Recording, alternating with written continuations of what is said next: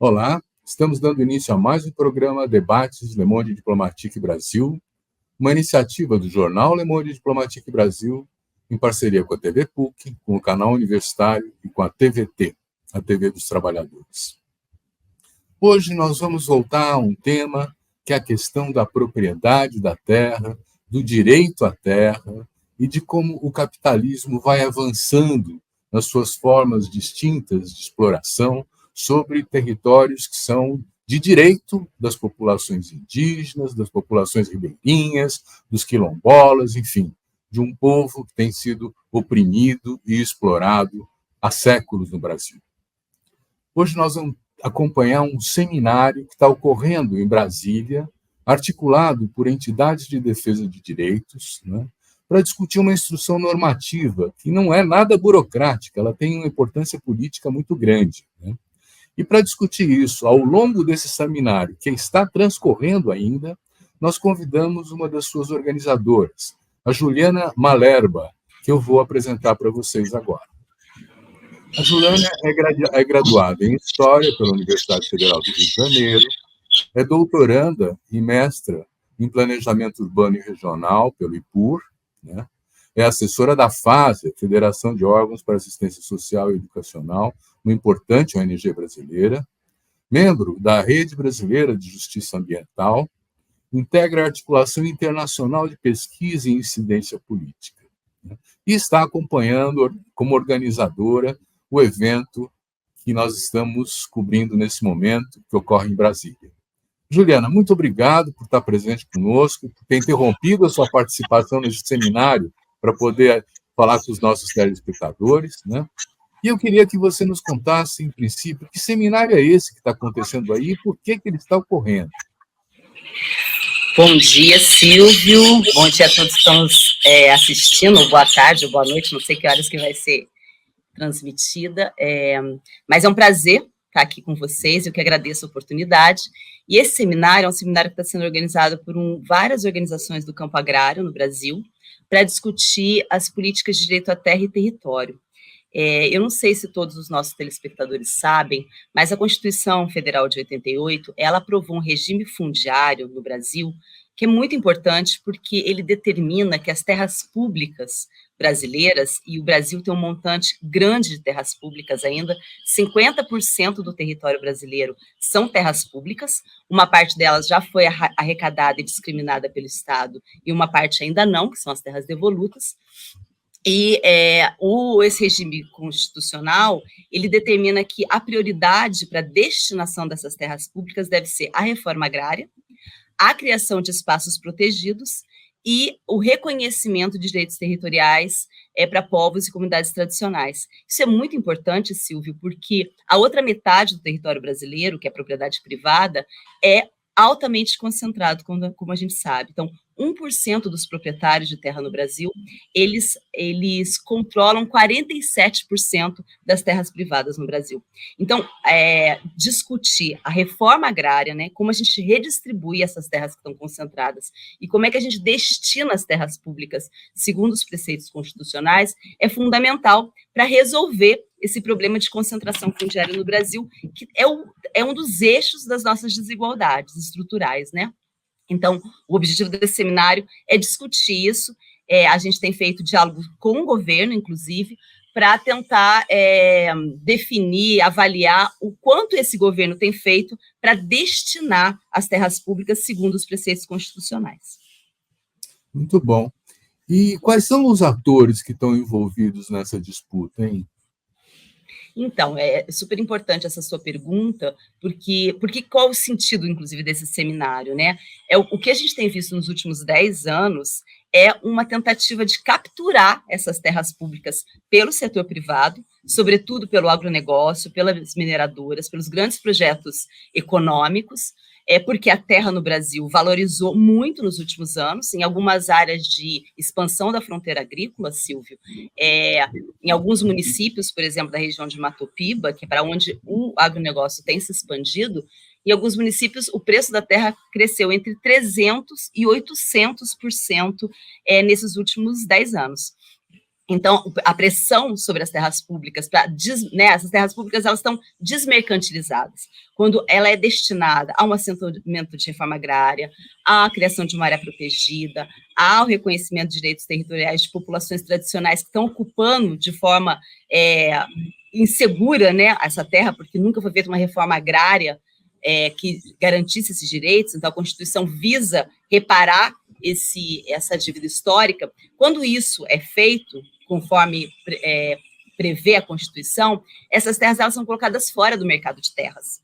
Mesmo os assentamentos de reforma agrária, que prevê uma titulação depois de um tempo, ele fica um bom tempo fora do mercado, justamente para possibilitar que os assentamentos eles se desenvolvam, que as pessoas produzam aquele assentamento, queiram ficar ali, antes de serem pressionadas pelo mercado de terras. Em relação às áreas protegidas, elas ficam fora do mercado, e os territórios tradicionais também, inclusive porque a dinâmica nesses territórios tradicionais, terras indígenas, terras quilombolas, outras terras tradicionalmente ocupadas por geraizeiros, quebradeiras de coco-babaçu, são terras que têm uma dinâmica coletiva de uso e de acesso, né? Então, é muito importante que essas terras fiquem realmente fora do mercado para você evitar a reconcentração dessas terras.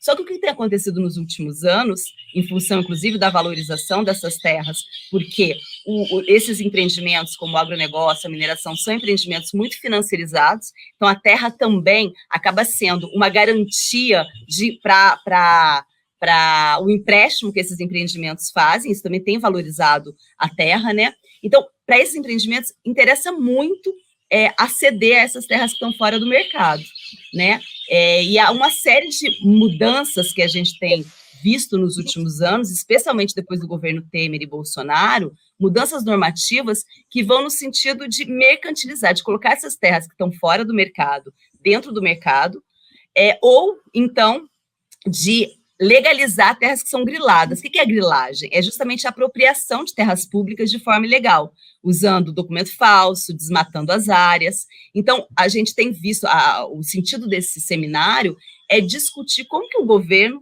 tem feito frente a esse processo dos últimos anos de captura das terras públicas, seja a partir da legalização da grilagem, seja a partir de mudanças normativas que colocam, por exemplo, os assentamentos de reforma agrária num prazo mais curto de tempo dentro do mercado de terra. Então, tem sido feitas várias modificações normativas que estão facilitando que essas terras que deveriam ficar desmercantilizadas sejam mercantilizadas e sejam capturadas justamente pelo mercado de terras, pelo agronegócio, pela mineração. E uma dessas iniciativas foi justamente a Instrução Normativa 112, que foi editada pelo INCRA ainda durante o governo Bolsonaro, em 2021, que é uma instrução normativa que cria regras para possibilitar a entrada da mineração e de grandes empreendimentos de infraestrutura e energia dentro dos assentamentos de reforma agrária, né? Então, a gente produziu uma nota técnica avaliando os problemas dessa instrução normativa, tanto os problemas jurídicos e técnicos dela, né? É uma instrução extremamente permissiva para a entrada dos assentamentos, não regula, não faz com que o INCRA cumpra a missão dele de justamente proteger os assentamentos e garantir a execução da política de reforma agrária. Ela vai ao inverso disso, e ela representa mais uma investida, né, do capital a essas terras públicas que devem ser mantidas fora do mercado para garantir os direitos constitucionais que visa ser garantido com esse regime fundiário que eu mencionei. Juliana, você está identificando duas frentes. Uma é a mineração, a outra é a expansão do agronegócio, né? Uhum. Acho que a gente deveria falar dos dois, né? No caso da expansão do agronegócio, você citou a região do Mato Piba, né? Onde está havendo as maiores queimadas do cerrado nesse momento, né? E a tecnologia que hoje temos para identificar a origem do fogo, os satélites, as imagens, tal, mostram que são 14 fazendeiros que tocaram fogo no cerrado, na região do Mato Piba. Eles têm CNPJ, têm RG, têm tudo, né? Mas também tem o apoio do governador. Então, o que eu quero levantar nessa primeira questão, sobre a expansão do agronegócio, né, é que a Constituição, de fato, parece que não está sendo respeitada, nem mesmo pelos governadores. O que falar da justiça local? O que você tem a comentar disso? Então, foi ótimo você trazer essa discussão sobre Matopiba, porque uma primeira coisa que a gente já produziu dados para mostrar a dinâmica do que está ocorrendo nessa região, é uma região de expansão do agronegócio, né, como eu mencionei. Essa região do Matopiba, que engloba os estados do Maranhão, Tocantins, Piauí e Bahia, é justamente uma área de expansão do agronegócio, e a gente vem produzindo dados, movimento, né, os movimentos do campo, a gente tem produzido vários dados mostrando que nos últimos anos o que tem acontecido nessa região é uma concentração maior da propriedade da terra. Então, e isso mostra que a expansão, né, o aumento de produção, a produtividade do agronegócio, ela se dá a partir da expansão sobre terras públicas. Essa região é uma região que tem muitas áreas de terras públicas. É importante dizer também que as terras públicas no Brasil, elas estão, em parte, sob domínio federal da União, sobretudo na Amazônia, mas uma grande parte das terras públicas, essas terras que eu mencionei, que são devolutas, que não foram arrecadadas pelo Estado, ou aquelas que foram arrecadadas, mas ainda não foram destinadas, essas terras também são de propriedade do Estado. Então, o que não é terra pública da União é terra pública estadual.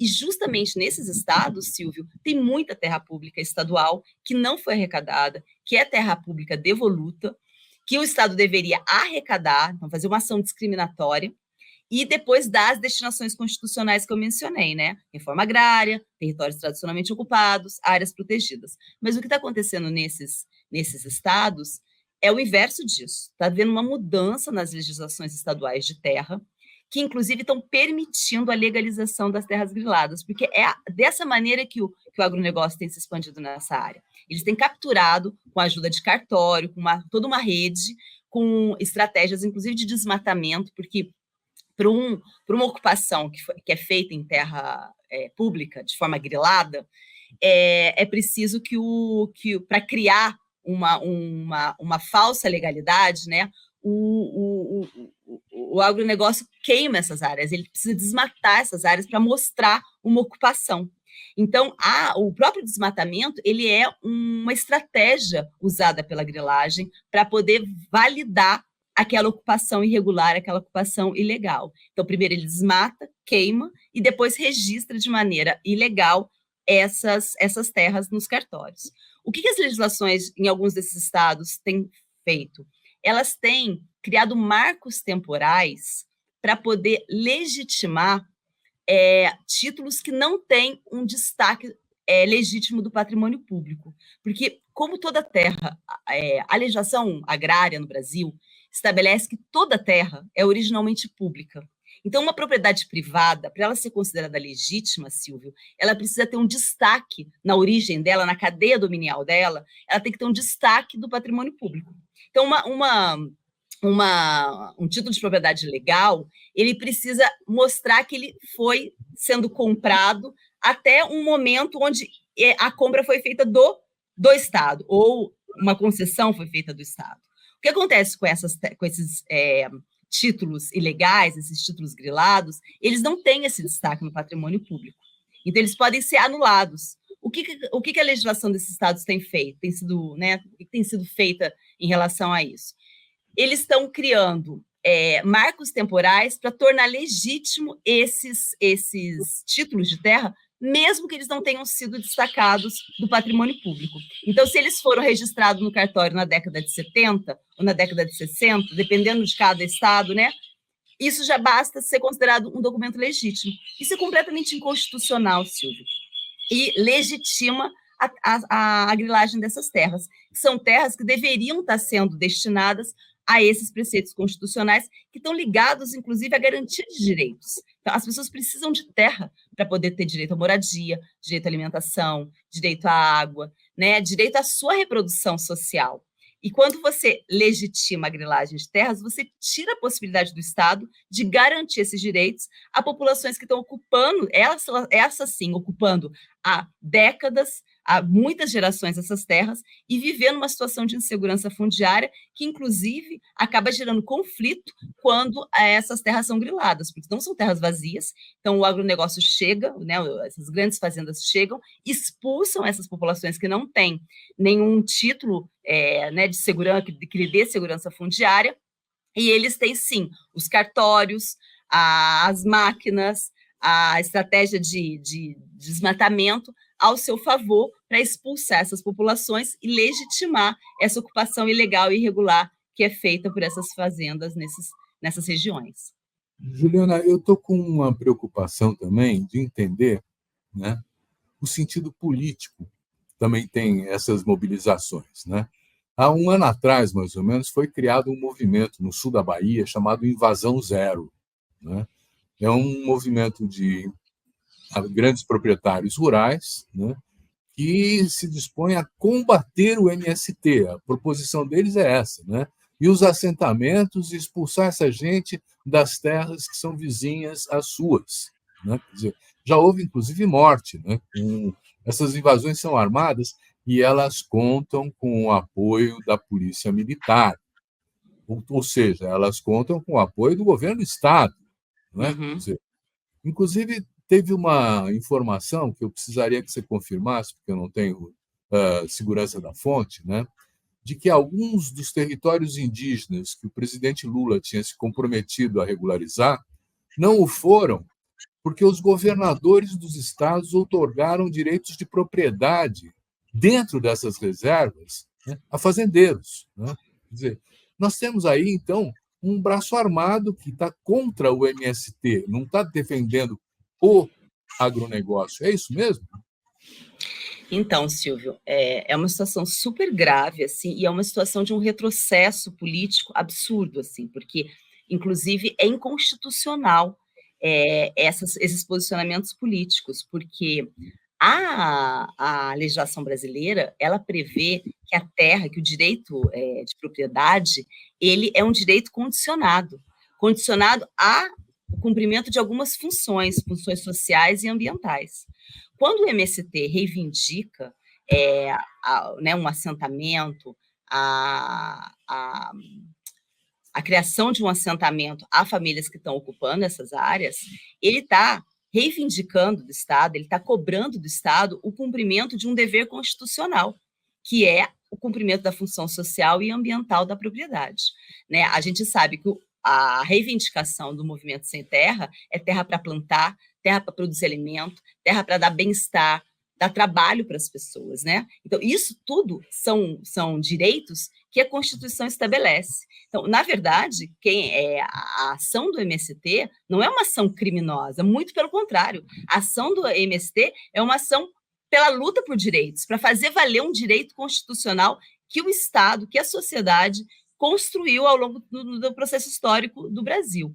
Quem está realizando uma ação criminosa são os fazendeiros, são essas milícias armadas que estão fazendo toda essa movimentação contra a ocupação em reivindicação por direitos, que é o que o MST tem reivindicado, né, que faz sentido a ação política do MST. Então, isso é super grave o que está acontecendo, é um retrocesso, né, é uma inversão, digamos assim, inclusive de narrativa, que vai no sentido de colocar a propriedade privada como um direito absoluto que já foi superado pela Constituição Federal há muitos anos, inclusive, antes da Constituição de 88, desde a Constituição de 1947, o Estado reconhece que a propriedade não é um direito absoluto, ele é um direito condicionado ao bem-estar da sociedade.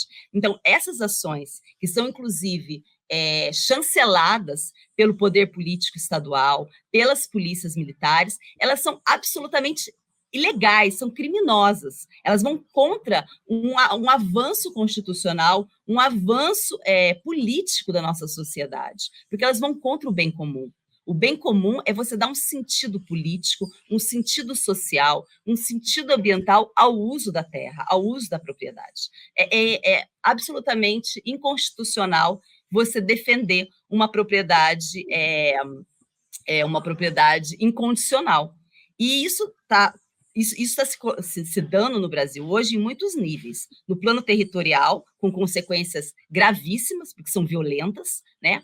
Com o uso da polícia, com o uso de armas, de milícias, mas ela está se dando também num plano discursivo, com, por exemplo, propostas de emendas constitucionais que visam mudar essa condicionalidade que foi imposta pela propriedade. Isso, para o bem comum, para o bem da sociedade, é péssimo. É péssimo, é muito importante que o Estado regule, Silvio, o uso da terra no Brasil, que a terra seja usada para gerar bem-estar para a sociedade, que a terra seja usada para superar as desigualdades estruturais, e não para ser mais concentrada, para gerar benefícios para grandes corporações e para uma pequena elite, né? Para uma elite, na verdade. É que as imposições das classes...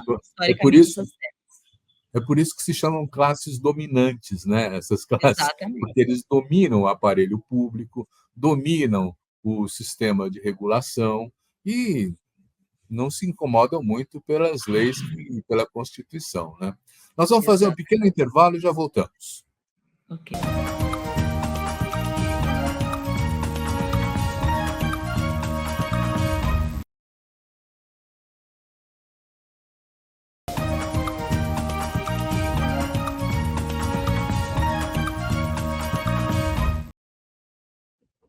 Juliana, vamos entrar na história da mineração, então? Quer dizer, eu há algum tempo tenho feito entrevistas com pessoas que operam nessa área, né? E o que me surpreende é que as mineradoras têm financiamento de fundos de investimento internacionais, de grandes bancos. Quer dizer, não é uma transgressão de uma empresa que entrou, por exemplo, na Amazônia e está fazendo o seu estrago lá por conta própria. Ela tem um mandato do capital internacional para extrair as riquezas do país, não importa a que preço e com que desastres ambientais, né? Eu me surpreendi com essa relação internacional com a mineração, né? Você também tem essa percepção? Então, Silvio, eu acho que a gente precisa discutir, assim como a gente precisa discutir enquanto sociedade a importância do controle público sobre a terra, né? Sobre o que eu falei sobre o controle, as condicionantes, digamos assim, em relação à propriedade privada, é muito importante a gente fazer um debate público sobre as escolhas de projetos econômicos de desenvolvimento que orientam o país, né? Tanto a mineração quanto o agronegócio são atividades que elas estão inseridas no circuito global mercantil e que, portanto, elas estão conectadas ao capital financeiro, aos bancos. Eu, como mencionei, o fato da terra, do preço da terra hoje no Brasil está crescendo exponencialmente, tem a ver com o fato de que a terra hoje é usada como lastro para financiamento desses empreendimentos junto a bancos, né, a todo o setor financeiro. Então, todas essas grandes empresas, e a gente está falando de mineradoras de grande porte, que constroem minas enormes, assim. Não estamos falando da pequena mineração, de pequenas lavras, a gente está falando de mineração que extrai uma quantidade de minérios para exportação, né? E todas essas empresas, inclusive a própria Vale, que é uma empresa nacional, elas são empresas que estão financiarizadas. Então, na verdade, o que acontece no território, ele está conectado com interesses e com dinâmicas econômicas que estão em outros planos e que, inclusive, geram situações que são absurdas. Um exemplo a ser absurdo de quanto que essa dinâmica, né, financiarizada do capital, ela gera impactos sobre os territórios que vão completamente na contramão dos direitos das pessoas. Um exemplo muito clássico disso foi o que aconteceu, por exemplo, com a Vale e a Samarco, né, quando houve o rompimento da barragem em Mariana. Um ano depois do rompimento, o lucro líquido da Samarco aumentou, e aumentou porque com o fechamento daquela mina, houve uma diminuição na oferta de minério de ferro, e isso fez com que aumentasse o preço do minério de ferro no mercado. Então, é uma incoerência absurda que um crime como aquele, que gerou mortes, que gerou uma série de impactos econômicos e sociais sobre as populações, a médio prazo, gerou um aumento na lucratividade das empresas. É uma incoerência que só é possível porque não existe uma regulação internacional sobre esse sistema de produção internacional que é regulado para fora dos mercados internos. Então, o Estado não tem como regular essa dinâmica que o capital cria ao estar conectado a um mercado financeiro internacional, dinâmicas internacionais econômicas. Então, e essa é a realidade dos empreendimentos que justamente estão definindo o uso do território nacional brasileiro. Então, essa definição, você falou muito bem, definindo o uso do território nacional brasileiro, né? Quer dizer, eu tenho a impressão que se nós pensarmos assim as relações internacionais com a China, que se tornou o primeiro parceiro internacional de comércio do Brasil, né? Com a Europa, com os Estados Unidos, né? Quer dizer, esse tipo de relação coloca o Brasil numa posição de, sei lá, super exploração extrativista das riquezas naturais e um fazendão para oferecer produtos de alimentação para o mundo inteiro, né? Quer dizer, se nós não rompermos com esse ciclo, esse vício, esse circuito vicioso, melhor dizendo, né? Quer dizer, da extração da riqueza no Brasil, com a desindustrialização e tudo mais, nós vamos continuar vivendo um fazendão sob o domínio político dessas classes dominantes de hoje, não é isso? E que estão conectadas a essa elite internacional, esse capital internacional financiarizado, né, Silvio? Eu vejo, Silvio, que a gente tem uma oportunidade histórica que, se demorarmos a agarrá-la, nós vamos perdê-la, que é o fato de que hoje no Brasil a gente tem esse capital dominando, e sempre dominou, na verdade, a ocupação territorial do Brasil, né? O Brasil sempre foi uma base de produção de matéria-prima, né, para os países industrializados, digamos assim, mas, ao mesmo tempo, no Brasil, e o fato de a gente ter várias terras públicas ainda sob controle do Estado, né, ou sob possibilidade de controle do Estado, nos mostra isso, que a gente tem no Brasil, na verdade, 2 projetos de ocupação que eles são antagônicos e que representam possibilidades e projetos de desenvolvimento também antagônicos. Um é esse projeto de ocupação pelo agronegócio, pela mineração, conectado aos circuitos globais de acumulação. E o outro são os projetos camponeses, da agricultura familiar, que vem sendo desenvolvido por povos e comunidades tradicionais, que tem uma relação de conservação com os ecossistemas, né? No Brasil, a gente tem uma produção agroextrativista que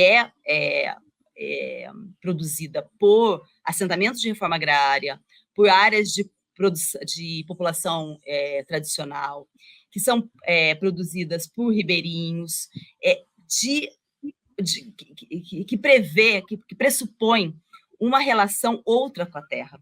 Primeiro porque as regras de uso desse território são regras coletivas, são regras que são definidas para o uso comum das águas, das várzeas, das próprias terras ocupadas. Se você vai a um território quilombola, a um território de povos e comunidades tradicionais, a um território de quebradeiras de coco-babaçu, você vê uma série de normatividades que prevê o uso compartilhado da terra, o uso coletivo da terra, e que também é baseado num conhecimento acumulado sobre o uso daquele ecossistema que foi desenvolvido ao longo dos anos por essa população. Não é à toa que o Brasil é um dos países onde nasceu a perspectiva socioambiental, que é essa perspectiva que reconhece a importância dos povos da floresta para a proteção da floresta. Inclusive, algumas das leis, e esse próprio regime constitucional que eu mencionei, ele é baseado nessa percepção, nesse reconhecimento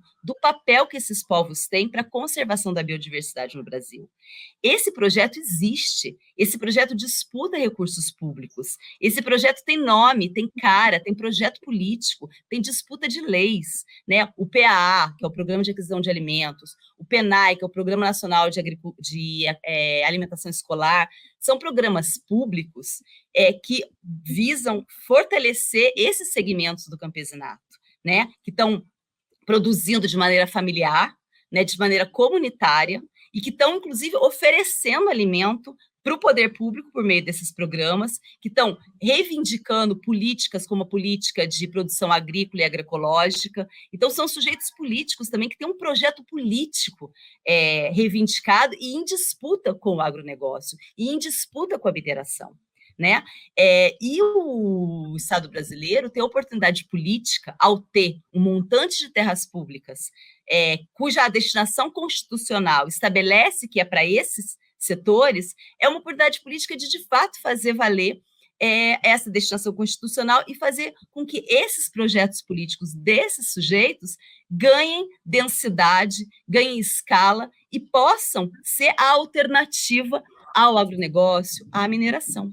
Então, a gente tem uma oportunidade política histórica, por isso a gente está fazendo esse seminário aqui, por isso a gente tem feito um diálogo com o governo, para que essas destinações constitucionais elas sejam dadas, porque elas garantem a base material que esse projeto alternativo necessita. Então, é muito importante, não é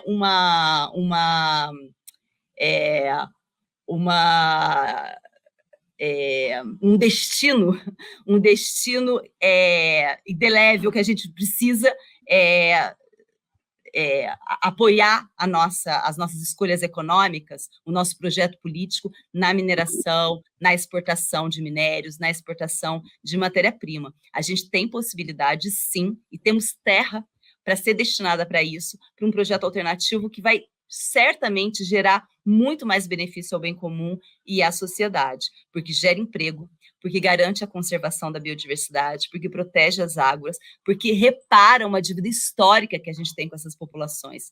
Todas essas populações que estão disputando esse projeto político, elas são populações que viveram historicamente insegurança fundiária, que nunca tiveram direitos territoriais assegurados. São populações negras, são populações indígenas, são populações que sempre foram invisibilizadas. Essa é a oportunidade que a gente tem para dar visibilidade, para garantir a cidadania, o direito dessas populações e reparar uma dívida histórica que nós temos com esses sujeitos. E são sujeitos que é uma ironia, que são justamente os sujeitos que podem nos oferecer como sociedade uma alternativa de futuro, né? Para os nossos filhos, para o meio ambiente, para a nossa segurança alimentar. Esse seminário aí, Juliana, está cuidando também da questão da sustentabilidade ambiental? Sim, com certeza. A gente tem discutido, inclusive, a importância de que as políticas fundiárias elas tenham uma dimensão ambiental, que seja reconhecido nas políticas fundiárias a dimensão de proteção ambiental que elas têm. Então, não por acaso, como eu mencionei, as destinações constitucionais que o regime fundiário constitucional estabelece e reconhece essa conexão entre o direito à terra e a conservação ambiental, né? As prioridades que foram definidas, elas levam em conta essa construção, dessa análise política construída historicamente pelos movimentos. Juliana, nós vamos fazer mais um pequeno intervalo e já voltamos. Ok.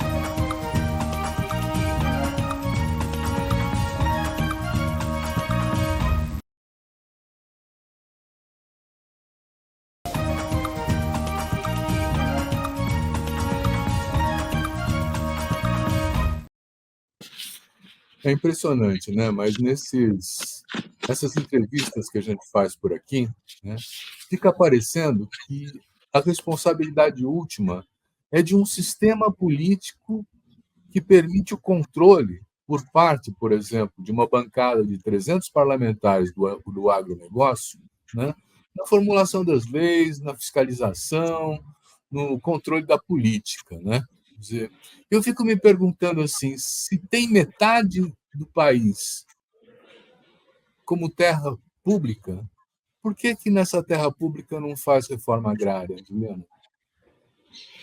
Então, Silvio, na verdade, nunca foi interessante para as elites no Brasil a reforma agrária, porque a forma como a propriedade privada no Brasil se constituiu foi na base da grilagem, foi na base da violência, né? O Brasil sempre foi legalizando, se você olhar a legislação agrária brasileira, ela é um conjunto de leis que foi, pouco a pouco, reconhecendo e legalizando posses, não as posses mansas, pacíficas, de boa-fé, dessa população que nunca teve seus direitos territoriais e seu direito à terra assegurado. Foram sempre legislações que beneficiaram ao reconhecimento de posse dos grandes invasores. Então, ter uma legislação que é pouco precisa e, mais que tudo, não ter uma reforma agrária, uma ação de discriminação dessas terras, sempre favoreceu a elite que sempre pôde manejar a lei, os cartórios, as autoridades a seu favor. E isso, infelizmente, ainda é uma realidade. Se você olhar a composição hoje do nosso Congresso, é majoritariamente composta por latifundiários ou por representantes de interesses do grande capital. E isso tem sido um impedimento para poder fazer avançar a reforma agrária, fazer com que essas destinações constitucionais que eu mencionei, elas sejam efetivadas. Isso é evidente. E o fato da gente ter uma série de projetos de lei que estão tramitando no Congresso para abrir as terras indígenas para mineração, para legalizar a grilagem, a gente tem o PL 510, que visa legalizar a grilagem também, a PEC 80, que busca mudar a função social, né, da propriedade, são todas expressões desses poderes que estão hoje dominando o Congresso, né, e que são arredios à reforma agrária, que são avessos à democratização do acesso à terra. Embora a democratização do acesso à terra, a reforma agrária, ela seja fundamental para melhorar as condições de vida, não apenas das pessoas que não têm terra, mas de todos os cidadãos brasileiros que precisam ter uma alimentação melhor, que precisam ter, inclusive, assim, a reforma agrária, a produção de alimentos, ela ajuda no controle da inflação. Então, na verdade, você garantir uma produção de alimentos saudável, você garantir que as pessoas permaneçam na terra, cuidando, inclusive, dessa terra, né, cumprindo a legislação ambiental, e reproduzindo práticas históricas de conservação que eu mencionei, é algo que gera um bem-estar para a sociedade brasileira como um todo. Mas para a elite isso não interessa, né? Interessa cada vez mais ela poder acumular mais conectada a esses circuitos financiarizados globais. Então, eu fico pensando assim, é possível pensar que um país seja capaz de mudar essas lógicas de operação do capitalismo, né?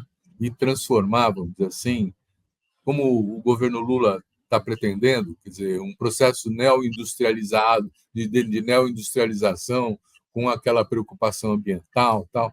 Você acha que um país sozinho resolve isso ou é preciso pensar em ações de bloco?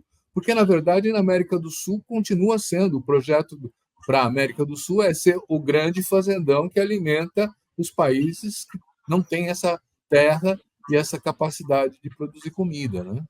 Uhum. Então, Silvio, sem dúvida, eu acho que existe possibilidades em muitas escalas e elas precisam ser conectadas, assim. Sem dúvida, o Estado, ele é soberano e é capaz de produzir legislações que controlem mais o capital e distribuam, né, a renda.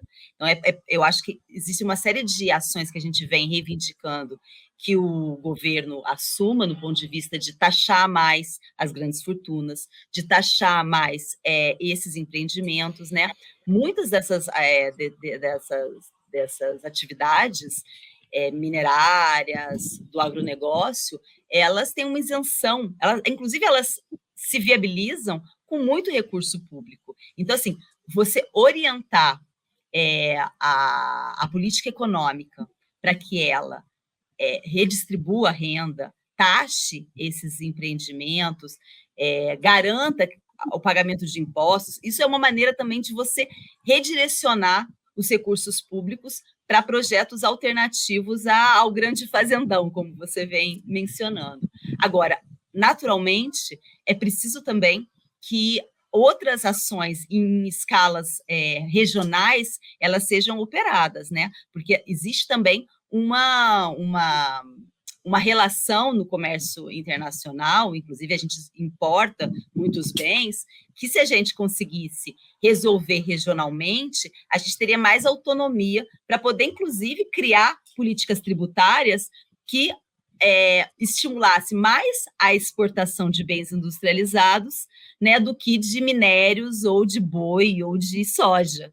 Então, e esse tipo de arranjo regional ele é fundamental. Se a gente puder receber mercadorias da Argentina, do Uruguai, da Colômbia, da Bolívia, ao invés de receber da China, a gente tem muito mais possibilidade de fazer uma política monetária diferente, uma política tributária diferente, uma política econômica que gere autonomia e possibilidade da gente ampliar ainda mais as apostas que o Estado faz, econômicas, em outros setores que não são esses setores da mineração, do agronegócio, setores financiarizados e conectados a esses circuitos globais de acumulação. Nós estamos falando de práticas de resistência, né? Porque a iniciativa ofensiva está do lado dos poderosos. E aí eu fico acompanhando, agora nós vamos ter eleições municipais, logo mais, né? E parece que há mais de uma centena de candidatos do MST que estão se candidatando a vereadores nos seus municípios, né? Como uma fronteira de luta parlamentar para a defesa dos direitos. Você tem acompanhado isso? Isso tem sido uma estratégia fundamental, Silvia. A gente precisa disputar o legislativo a nível municipal, a nível estadual e a nível federal. A gente conversou sobre a composição hoje do legislativo federal. A gente tem uma correlação de forças muito desfavorável. As emendas parlamentares têm dado um poder executivo para o legislativo que precisa também ser discutido pela sociedade. E a gente precisa disputar esses espaços, sabe? Porque no final das contas, essas pessoas são eleitas, né, por uma base que estão nos territórios. Então, a gente disputar essa base desde o município ao estado, ao nível federal, é fundamental. E a gente tem buscado investir mais nessa disputa, porque ela é definidora, assim, dos rumos da nossa política e das escolhas de projeto mesmo que o Brasil tem que fazer. O seminário está considerando as eleições municipais? A gente vem discutindo isso também, como trazer esses debates para as bases, né? Aqui, nesse seminário, a gente tem representações de movimentos que estão atuando em vários níveis, inclusive no nível territorial. Então, a gente tem aqui representações de movimentos de povos e comunidades tradicionais, a gente tem aqui o MST, a gente tem aqui as bases, tem a CPT, várias organizações do campo que têm atuação territorial muito forte. Então, uma discussão que a gente vem fazendo é justamente como levar essas discussões no plano territorial para a gente disputar, inclusive, os espaços institucionais e as narrativas também, Silvio, porque como a gente vem falando, tem crescido, a direita tem crescido e acionado ideias e discursos que a gente já havia superado, como é esse exemplo que eu trouxe da função social da propriedade. Existe uma disputa de narrativa que a gente tem que fazer em vários planos, e as próprias eleições municipais, elas são uma oportunidade da gente recolocar esses debates e disputá-los com a sociedade. Nós vamos fazer um último intervalo e já voltamos.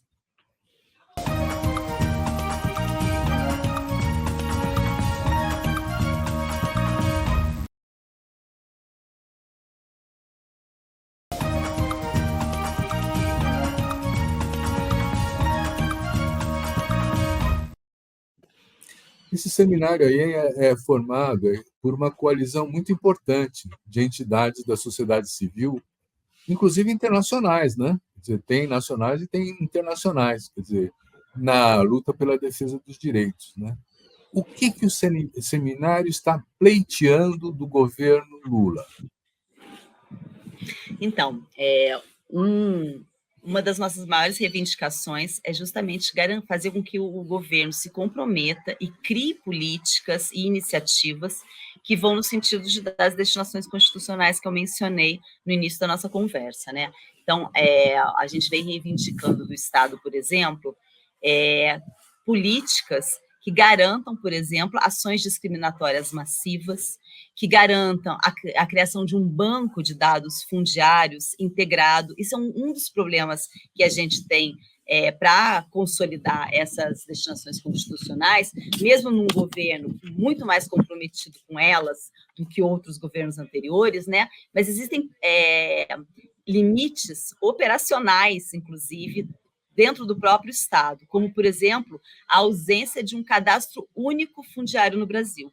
Hoje, as informações fundiárias no Brasil, elas estão dispersas em vários órgãos, no INCRA, no Serviço Florestal Brasileiro, no ICMBio, na FUNAI. Inclusive, se você pegar a base de dados de todos esses órgãos e cruzar, você vai ver muitas sobreposições. Então, para o governo construir uma política de governança da terra, que é uma reivindicação nossa, uma política de ordenamento fundiário que estabeleça qual é a realidade fundiária hoje no Brasil, quais são os usos em disputa e dê prioridades a eles, né, para a realização dessa política de ordenamento fundiário. É muito importante a gente ter uma base de dados que seja integrada, né? Que o INCRA possa negar, por exemplo, um pedido de regularização fundiária. É muito comum, né,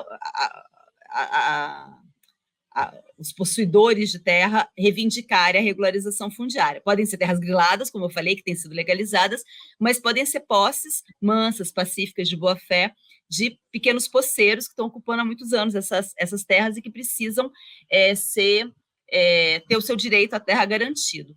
Para o INCRA analisar se essa posse, por exemplo, não está sobreposta a uma terra indígena, se ela não é uma terra grilada, é muito importante você cruzar essas bases de dados, inclusive as bases de dados dos cartórios, para você poder fazer uma política realmente de ordenamento fundiário. Então, isso é uma reivindicação muito, muito grande desses movimentos, muito clara, assim, muito incisiva, porque ela é muito necessária para a gente fazer cumprir os preceitos constitucionais que eu mencionei.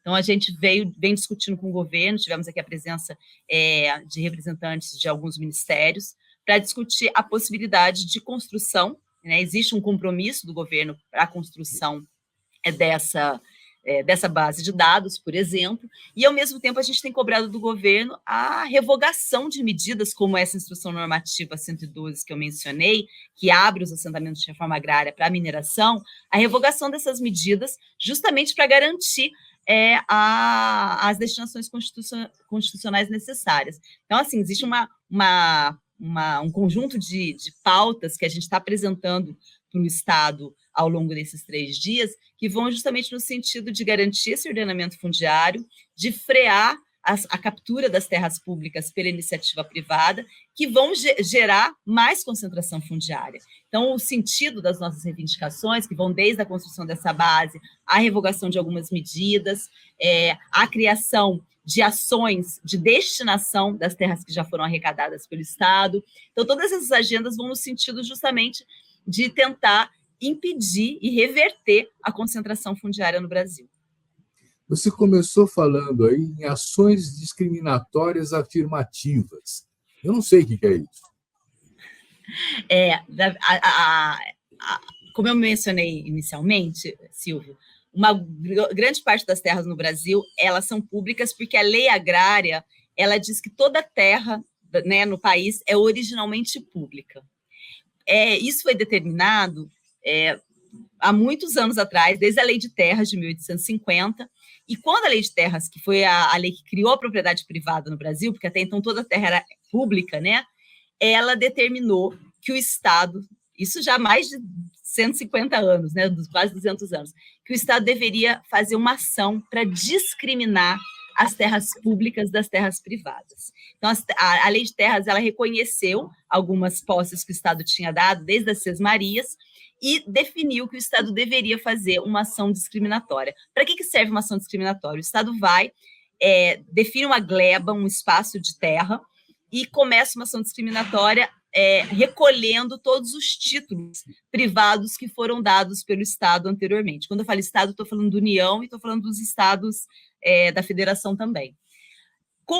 O Estado, né, na ação discriminatória, ele avalia se esses títulos de propriedade são legítimos, e daí tudo que não for título legítimo é terra pública.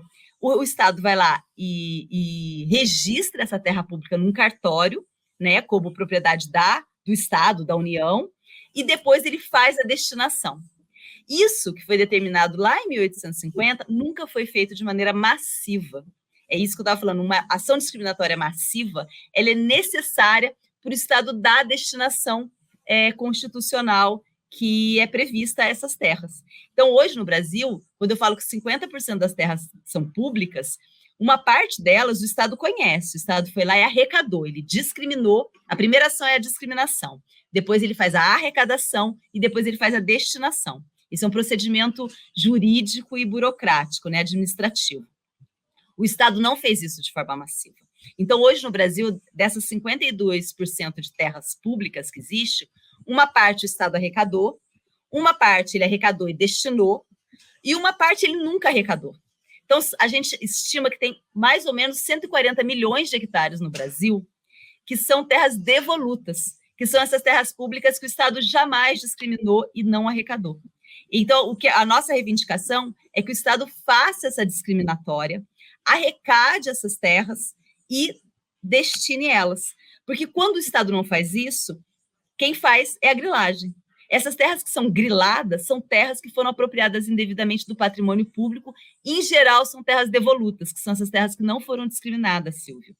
Existe uma parte das terras que foram discriminadas, foram arrecadadas e não foram destinadas. Então, a gente também está reivindicando que essas terras que não foram destinadas sejam destinadas. E uma parte dessas terras, de fato, foram arrecadadas, foram discriminadas, foram arrecadadas e foram destinadas para a construção de assentamentos, que a gente tem hoje, para áreas protegidas, para territórios quilombolas, enfim, para as destinações constitucionais que eu mencionei. Mas o fato é que existe um montante enorme de terras públicas que sequer foram discriminadas e que o Estado precisa discriminar para arrecadar e para destinar. Muito bom. Nós estamos chegando ao final do nosso programa, o papo é bom, mas o tempo vai correndo, né? Eu queria que você nos dissesse um pouco, vamos dizer assim, dos desdobramentos. Vai continuar esse tipo de trabalho? Vocês conformam uma rede? É só um seminário? E aí nós vamos fechando a nossa conversa. Joia, Silvio. Então, essa iniciativa desse seminário, que está agregando um campo grande de organizações da sociedade civil e movimentos sociais, ele foi uma iniciativa de uma campanha que chama Campanha em Defesa do Cerrado. Né? A gente falou um pouco antes da região de Matopiba, que é uma área de fronteira do agronegócio, e toda essa área de Matopiba, ela fica dentro do Cerrado. E o Cerrado é um bioma muito importante, ele é a caixa d'água do Brasil. Né? Os maiores aquíferos brasileiros, eles nascem no Cerrado. O Cerrado tem essa capacidade de armazenar água subterrânea. E ela é fundamental, inclusive, até para o agronegócio. Não por acaso, uma grande parte do agronegócio hoje está ocupado por grãos, e uma área que não está ocupada está sendo justamente expandida para o plantio de grãos, o que é muito preocupante. E o Cerrado é um bioma, Silvio, que não tem a mesma proteção ambiental que a Amazônia, por exemplo, mas deveria. Primeiro, pela questão, né, de abrigar esse quantitativo de águas. Ele também tem uma biodiversidade muito impressionante, e ele é espaço de moradia de muitos povos e comunidades tradicionais, que produzem da maneira, como eu mencionei anteriormente, sustentável, né, muito mais articulada com o ecossistema. Então, é uma região que, infelizmente, não tem o mesmo grau de proteção, e a campanha nasceu em 2016 justamente para poder chamar a sociedade a discutir a importância da preservação do Cerrado, que hoje o Cerrado, inclusive, a pouca proteção do Cerrado se deve justamente ao interesse de que ele seja plataforma de produção de grãos. E a campanha em defesa do Cerrado vem fazer esse alerta. Dentro da campanha em defesa do Cerrado, Silvia, a gente criou um GT fundiário para pensar as questões fundiárias, justamente porque o Cerrado tem sido um dos biomas onde tem tido mais captura de terras pela grilagem. Então, esse GT se constituiu com as organizações que fazem parte da campanha, a FASE é uma delas, e a gente, ao conceber esse seminário de diálogo, né, e de incidência com o poder público, a gente achou muito importante chamar outras organizações que dialogavam com a campanha do Cerrado, mas que não eram parte ainda da campanha do Cerrado, para convocar esse seminário conosco. Então, foi aí que nasceu essa iniciativa desse seminário mais amplo, onde a gente tem o MST, a Via Campesina, a PIB, a CONAC, né, que são movimentos representativos de povos e comunidades tradicionais, conosco na organização e na condução desse seminário. Como encaminhamento, a gente está registrando várias demandas, como essas que eu mencionei, e demandas também territoriais, tem muitos conflitos nos territórios que estão chegando e estão se apresentando aqui, como, por exemplo, o conflito entre a mineração e os assentamentos de reforma agrária. Hoje, Silvio, 40% dos assentamentos de reforma agrária, eles estão sobrepostos a requerimentos minerários. Isso é um montante enorme de terra pública que está sendo pressionada pela mineração. Então, esses conflitos, e isso tem gerado vários conflitos, né, porque as mineradoras chegam e querem se impor sob o argumento da primazia do interesse econômico, né? Então, esses conflitos também que estão acontecendo estão sendo trazidos aqui, e a gente está organizando e criamos já um compromisso junto a alguns setores do governo de trazer cada um desses casos para serem tratados pelo poder público, para serem intervindo, né, para que haja uma intervenção pública neles. Então, a gente está criando uma agenda de reivindicação que vai desde a criação desse banco de dados integrados até a resolução de conflitos territoriais, e a ideia é, após esse seminário, a gente levar essa pauta e retomar o diálogo agora com cada instituição do governo que tem a ver com cada uma dessas reivindicações, para dar seguimento a elas, para que elas se tornem, de fato, políticas públicas, sejam objeto de programas e planos de governo. Muito bom. Olha, eu quero agradecer muito a Juliana Malerba por esse esclarecedor papo a respeito. Nós vamos continuar acompanhando os desdobramentos do seminário, trazendo para os nossos telespectadores, e agradecer você também que nos assiste, dizendo, semana que vem tem mais. Obrigado. Obrigada, Silvio, eu que agradeço a oportunidade. Um abraço a você e a todos que estão nos assistindo.